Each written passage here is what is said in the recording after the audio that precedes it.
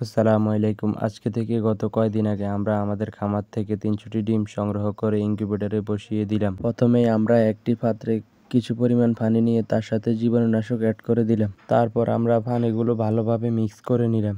ইনকিউবেটরে সব ডিম বসানো যায় না, খুব ছোট বা বেশি বড়, ফাটল ধরা বা নোংরা ডিম বাদ দিতে হয়। আমরা বেছে নিয়েছি মাঝারি আকারের পরিষ্কার ও তাজা ডিমগুলো, কারণ এগুলো থেকে বাচ্চা ফোটার সম্ভাবনা সবচেয়ে বেশি। আমরা ডিমগুলো ভালোভাবে পরিষ্কার করে নিচ্ছি যাতে ডিমের গায়ে কোনো জীবাণু না থাকে।